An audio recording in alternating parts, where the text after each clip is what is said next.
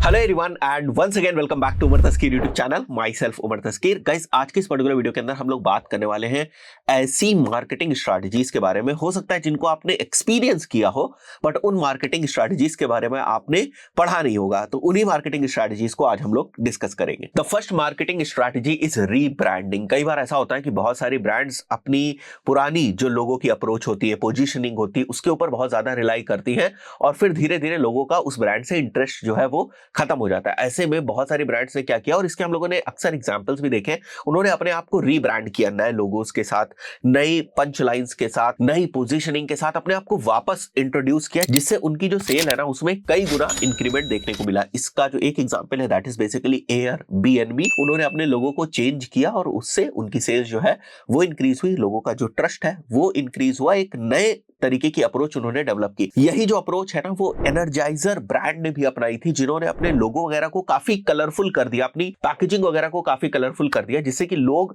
उनकी पैकेजिंग से कनेक्ट कर पाए और उनकी भी जो सेल्स है वो इंक्रीज हुई। And the second marketing strategy is anchoring. अब एंकरिंग के एग्जांपल को आप इस तरीके से समझने की कोशिश करिए कि मान के चलते आप किसी कार के शोरूम में जाते हैं, एक कार आपको परचेस करनी है और मान के चलते कि आपका जो बजट है वो 10 लाख रुपए का बजट है।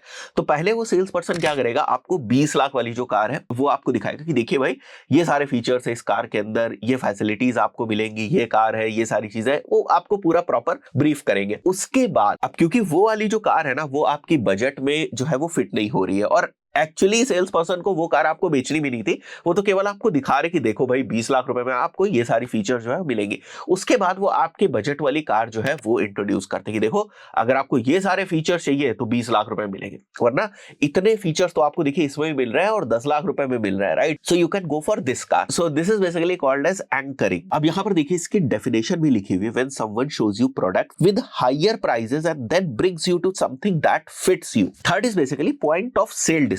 अब इसका क्या एग्जांपल है कि जैसे आप जाते हैं प्ले स्टेशन खरीदने और वहीं पर आपको एक्सपीरियंस सेंटर मिल जाता है। आप देखते हैं कि ना कि आप बहुत सारी बेड मैट्रेसेस वगैरह खरीदने जाते हैं तो वहां पर सारी डिस्प्ले में लगी हुई होती है। अब जो ये आप मेरे पीछे डिस्प्ले पैनल देख रहे हैं, जब मैं इसको भी खरीदने गया तो वहां पर प्रॉपर एक एक्सपीरियंस सेंटर था, जहां से मुझे खरीदना था इसको, वहां प्रॉपर एक्सपीरियंस सेंटर था, वहां मैंने लिख के देखा, सारी चीजें एक्सपीरियंस करके देखी। This is again a marketing strategy, क्योंकि ये डायरेक्टली आपकी सेल्स को इन्फ्लुएंस कर सकती है। अदरवाइज केवल आप इसको डिब्बे में पैक कर दें और उनको बस बताते रहे कि ऐसे काम करता है, ऐसे काम करता है, ऐसे होने वाला नहीं है, right? So this is basically called as point of sale display marketing strategy. Fourth marketing strategy is razor and blade model. कहने का सीधा सा मतलब ये है कि एक प्रोडक्ट को बेचने के लिए दूसरे उससे रिलेटेड बहुत सारी चीजों को फ्री में आपको ऑफर कर देना है। जैसे आपको बेसिकली उनको बेचना रेजर है, राइट? बट उन्होंने क्या किया, आपको 10 पैक्स का जो ब्लेड है वो फ्री में ऑफर कर दिया। तो रेजर आपको खरीदना और आप सोचते हैं कि भाई ब्लेड्स भी साथ ही साथ हमको मिल जा रही है, राइट? कोई दूसरी कंपनी है वो बोल रही है कि ठीक है भाई इन्होंने आपको 10 ब्लेड दी, हम आपको 15 ब्लेड्स जो है वो ऑफर कर रहा है।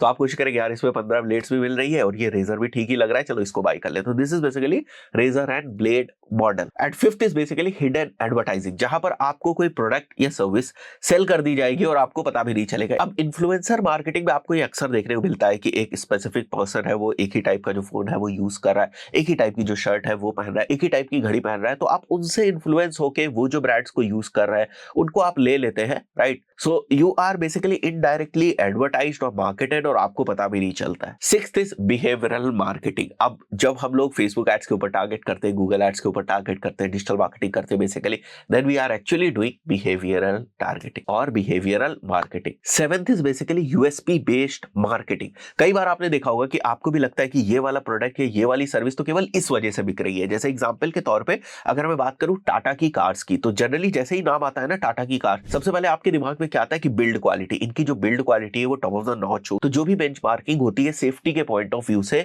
उसमें हमेशा ना टॉप रेटेड जो है वो रहते हैं। सो यूएसपी बेस्ड मार्केटिंग यही कि भाई टाटा की कार्स में उनकी एक USP that is basically safety, उसका बहुत बड़ा रोल है उनकी सेल्स में। तो you can also figure out कि आपकी सर्विस में और प्रोडक्ट में आप एक दो यूएसपीज को पिक कर सकते हैं और उनको आप थोड़ा सा एग्रेसिवली मार्केट कर सकते हैं, उनके बारे में एग्रेसिवली बात कर सकते हैं, सो दैट उसके बेसिस पर भी आप अपनी कुछ सेल्स जो है, कुछ पोर्शन ऑफ जो सेल्स है वो यूएसपी बेस्ड मार्केटिंग से भी आप निकाल सकते हैं। And the eight thing is advertising slogans. कई बार आपने देखा होगा बहुत सारी ब्रांड्स अपना स्लोगन्स टाइप का बना देती है, जैसे घड़ी पहले इस्तेमाल करें फिर विश्वास करें। अगर आपने देखा हो तो टीवी कमर्शियल में इस एडवर्टाइजमेंट ने धूम मचा रखी थी। और इसी का एक एग्जांपल है टाटा, देश का नमक, राइट। सो इस तरीके से स्लोगन्स को बना लेना, स्लोगन्स के थ्रू मार्केटिंग करना, ये भी आपने अक्सर देखा होगा। तो इसको भी अगर आप चाहें तो अपनी मार्केटिंग स्ट्रेटजी में कहीं यूज कर सकते हैं। Ninth is basically cross merchandising. अब ये रिटेल में आपको देखने को ज्यादा मिलता है। जैसे फॉर एग्जाम्पल आप किसी रिटेल स्टोर में जाते हैं और वहां पर आप देखते हैं कि आपको बेल्ट्स दिख रही है, राइट। मेंस एसेसरीज में जाते हैं और आप देखते हैं आपको बेल्ट्स दिख रही है, तो बेल्ट्स के साथ साथ आपको वहां पर जो है वो वॉलेट रखी हुई दिख जाती है। This is basically called as cross merchandising.